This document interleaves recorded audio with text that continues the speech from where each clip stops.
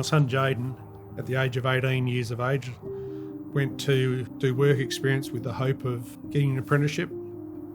And, he lost his life. It just feels incredibly unfair. That's the hardest part, knowing that it was preventable. When it's somebody who's so young, that's always going to be the sticking point, and I think a lot of us will grieve. We'll grieve for a life that he never got to live out.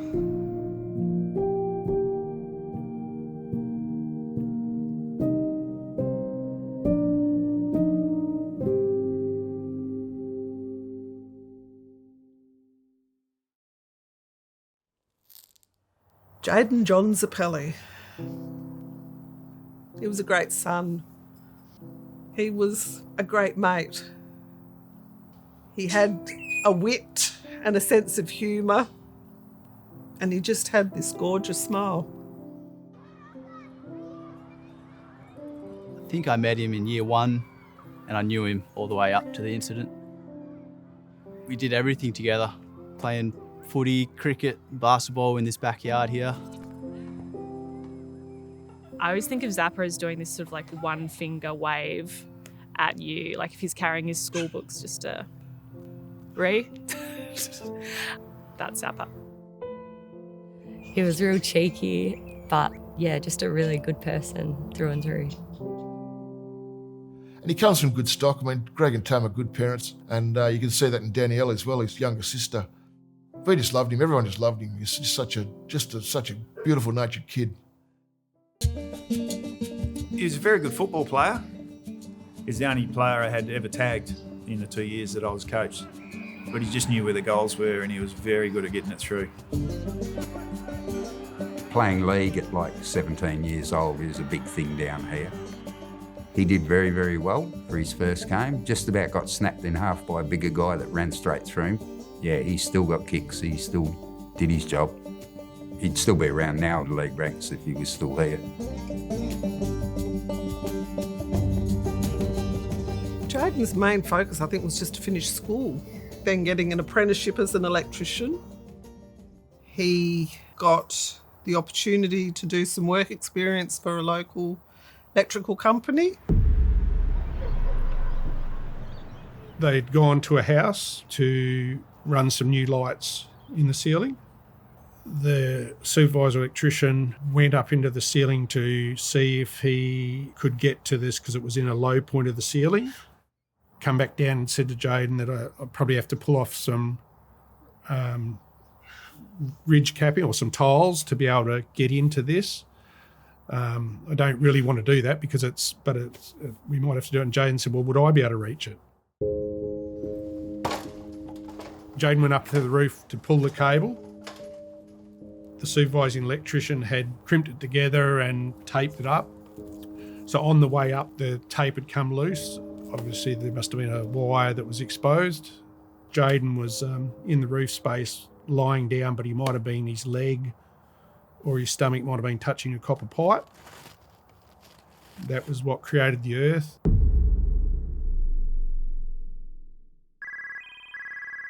My phone rang. I didn't recognise the number, answered the phone, and it was Jaden's boss. And he said that there'd been an accident. Got to the hospital.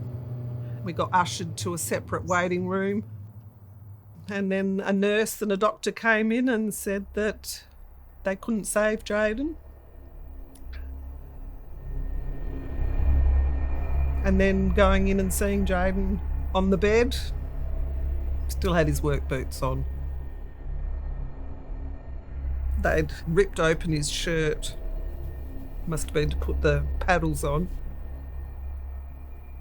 Just looked like he was lying there asleep. Greg closed one eye and I closed one eye.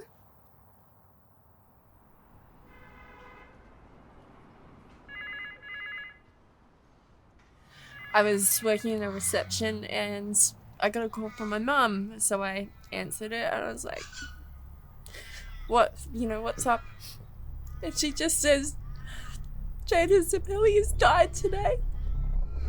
I was still processing what was going on, and I went on Facebook and I saw all these people putting all these things out there like, yeah, this has happened, rest in peace and all of this, and I was like, this can't be real.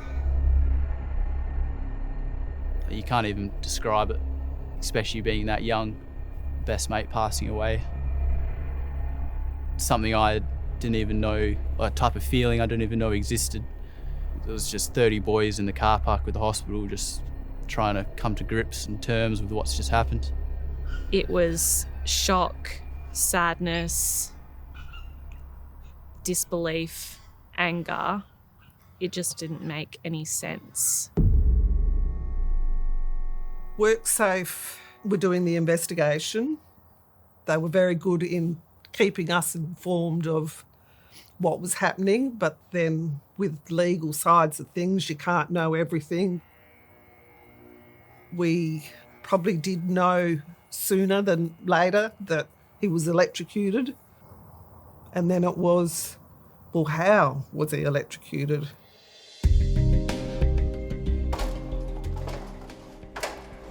Jaden should never have been let into that roof. He should not have been let into that roof without isolating that whole house. I mean, it's been to court. The investigations have been had. The results have been determined. But does that make it any easier to live with the loss of Jaden? No, it doesn't. We're all impacted by this physically, mentally, financially.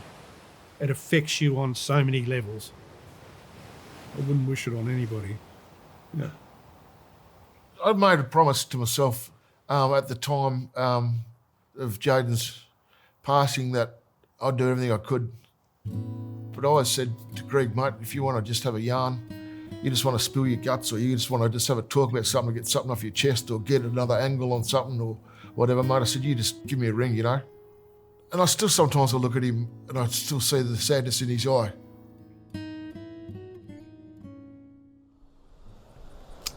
Greg's grief was different to my grief. Danielle's grief was very different to mine.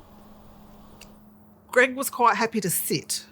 Well, I just couldn't sit. I just had to keep moving. So I'd get out in the garden and I'd be shoveling or digging.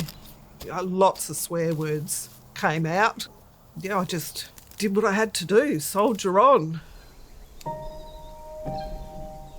If it wasn't for Tem, we probably would have fallen over. She's a wonderful lady, but I'm not at that point where I can be the husband that I used to be. All of a sudden, you just feel hollow. You know, here's two people that I've had a great time with, and we've done stuff together. We joked and we laughed, and we've, you know, seen the two kids, Danielle and Jaden, have been a little bit involved in the family, and all of a sudden, here's something just tore away. Yeah, there's no coming back. It's final. I have no doubt that if Jaden was still with us, he'd be living a very full life. He'd have filled up all these years since then with great memories with his mates. He'd be successful in his career. He'd probably have a partner.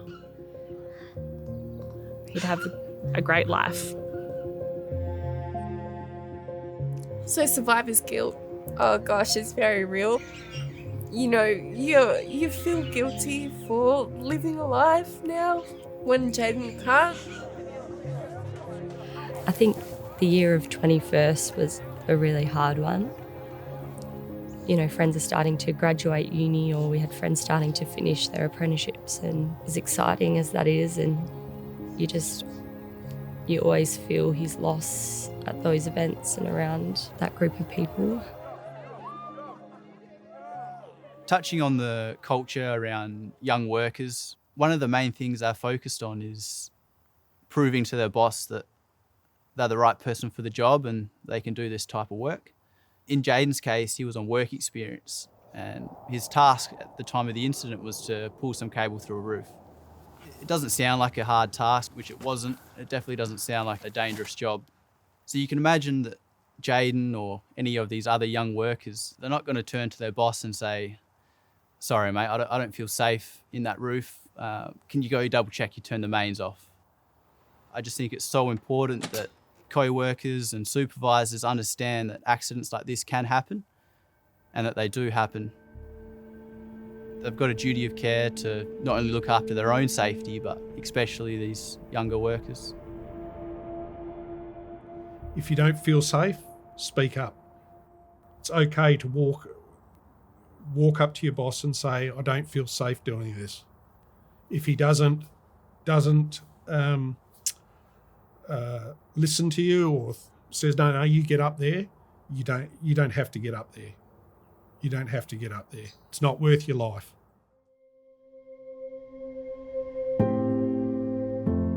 At the funeral home, when I said my last goodbye to Jaden, all as I could say was, I'm sorry. I'm sorry. I couldn't save you. I'm sorry. I didn't protect you.